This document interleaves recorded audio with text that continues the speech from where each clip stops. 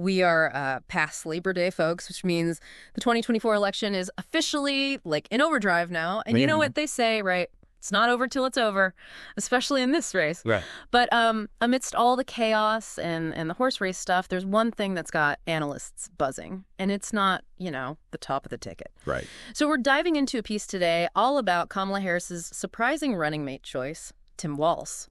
Interesting choice. And what's fascinating about this commentary in particular is how it unpacks, why this choice is causing such a stir. The author does a complete 180 on Walz, goes from hesitant to full-on endorsement. Yeah, it's not every day that a political commentator does a complete 180 on a candidate. So, what changed their mind? Let's dive in. The piece calls Walz this potent anti-Trump figure, especially when it comes to winning back those working-class voters who are drawn to Trump's message back in 2016. What's the secret sauce here? It's not even just about, being anti-Trump. It's how Walz goes about it. The author quotes Walz directly addressing Trump's tax cuts. Yeah. Right. And he paints this picture of Trump at Mar-a-Lago saying, you're rich as hell. Well, we're going to give you a tax cut. Then, in the same breath, he's telling workers they're overpaid. Wow. So, The piece really drives home the effectiveness of that kind of rhetoric. Absolutely. This goes beyond just, policy points, right? It taps into this gut feeling that a lot of voters have. This idea that the system is rigged against them. Yep. And Walz's words, his background, it all feeds into this image of him as, a straight talker, right? Yeah. Someone who understands their struggles, especially compared to, Trump's perceived elitism. It's giving authenticity, which voters can smell a mile away. Yeah. Speaking of authenticity, let's talk about the other name that was being thrown around, Shapiro. The author initially thought that he was the safer choice, but then changes their tune. Why the change of heart? Well, Shapiro, he checks a lot of boxes, right? He's experienced, he's younger, he's, more moderate. But he comes across as a bit more, how do we say this, professorial. Yeah. The author uses words like law professor and technocrat, which aren't exactly terms that scream, I understand the average Joe, right? Exactly. And that can be a real disadvantage when you're trying to connect with a broad range of voters, particularly in those crucial swing states. Right. And that's where Walz comes in, right? With his down-to-earth charisma. The author really highlights this contrast in styles. What is it about Walz that makes him so relatable? He has this knack for speaking to people directly, not condescendingly, but genuinely. He comes across as someone who understands the challenges that everyday Americans face. And I think it's not just, what he says, but it's how he says it. He connects on this personal level in a way that, at least according to this author, Shapiro just doesn't. Now, the article isn't all, sunshine and roses. It does mention some initial concerns about Walz, particularly his progressive record as governor and some questions surrounding his military service. Right. And those are definitely things that could have derailed his candidacy, right? Opposition research teams, that's what they live for, these kinds of vulnerabilities. Right. Potential skeletons in the closet. Yeah. But the article claims these concerns never really gained traction. Why do you think that is? Well, timing is everything in politics. And this piece suggests that Trump himself actually overshadowed these potential scandals. His own controversies, his pronouncements, they dominated the news cycle, leaving less oxygen for attacks against Walz. So a little bit of unintentional help from the opponent there. Yeah. But even if those potential scandals didn't stick, the question remains, can Walz really make a difference in this election? Well, the author isn't arguing that Walz single-handedly swings the election. They're pretty clear that, presidential elections still hinge on the person at the top of the ticket. But they make a compelling case that a VP pick can be, a secret weapon of sorts, especially in these tight races we've been seeing. Right. Every vote counts in those nail-biter swing states. Exactly. And that's where the author sees Walz's real impact. His on-the-ground campaigning. They describe him as charismatic, relatable, but in a way that doesn't overshadow Harris, right? He's not trying to steal the show. Right. He has this natural ability to connect with people, make them feel seen, heard. Yeah, it's like he's, the cool uncle that everyone loves at the family reunion. He just knows how to work a room. But why is that so effective, especially, today? We've got social media, 24/7 news cycles. Isn't that kind of old-fashioned, retail politics a little outdated? I actually think it's the opposite. Yeah. It might be even more powerful now than ever. Think about it. Voters are just bombarded with information these days, right?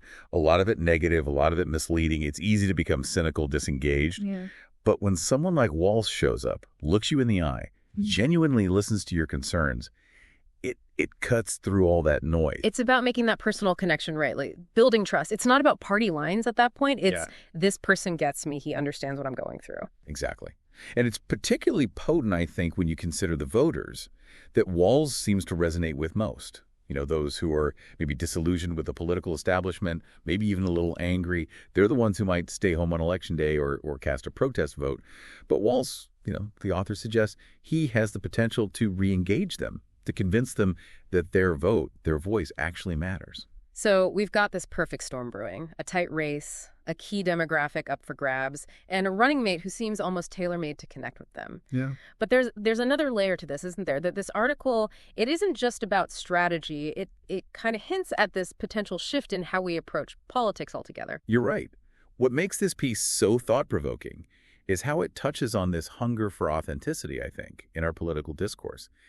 And the author seems to be arguing that Walz's success, should he succeed, could signal a much-needed return to genuine connection, a move away from all the carefully crafted sound bites, the partisan attacks, all that stuff that's just become so common. So less about being like a slick politician and more about being a genuine public servant. Exactly. And it's not just about being, folksy or whatever, pretending to understand people's problems. It's about offering real solutions. Which brings us to an interesting point.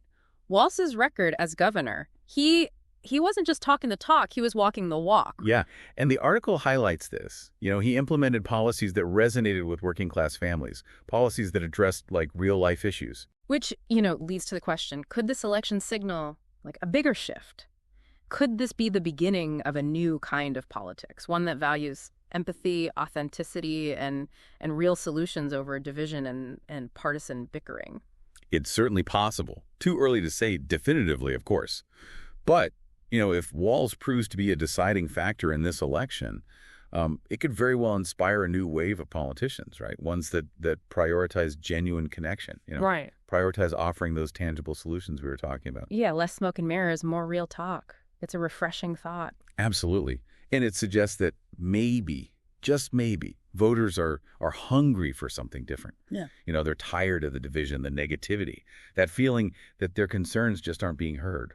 It's about more than just, winning an election at that point. It's about actually changing the way we do politics, right? Right. And this piece really makes you wonder what could happen if other candidates follow suit. What if this focus on authenticity, on really connecting with voters on a personal level, what if that became the new normal? That's the million-dollar question, isn't it? And it speaks to the potential impact, that a well-chosen running mate can have. I mean, they're not just there to balance the ticket. They can actually shift the entire political landscape. It's like the author is saying, watch this space. This could be bigger than just one election. Yeah. So as we wrap up this deep dive, what are the key takeaways that we should be thinking about? Well, I think, first, we've seen how a running mate can be such a strategic asset. Right. Right. Particularly when they bring something different to the table. And I think Walz's common touch, Right. his ability to connect with those voters who are often overlooked, it complements Harris's strengths in a way that could be a real game changer. It's about the sum being greater than its parts. Yeah, it's like they each bring a unique piece to the puzzle. Yeah. And together it creates a more complete picture of what they stand for. Exactly. And second, I think this deep dive has really underscored the power of authenticity in today's political climate. Well, voters are savvy. They can spot a phony a mile away, and they crave that genuine connection. in a world that's just saturated with, carefully crafted images and sound bites, sometimes that realness, that's what resonates. Which brings us to our final thought. Is this election about more than just, picking a president? What if it's about choosing a new direction for our entire political system? One that values empathy, authenticity, and real solutions, Right. over all the division and the partisan bickering? Yeah. It's a question worth pondering, and it's a testament to the power of insightful political commentary to spark these kinds of conversations. Absolutely. Well, there you have it, folks. Another deep dive in the books. Remember, stay curious, stay informed, and most importantly, never be afraid to ask those what if questions. It's how we learn, it's how we grow, and hopefully it's how we shape a better future. Until next time.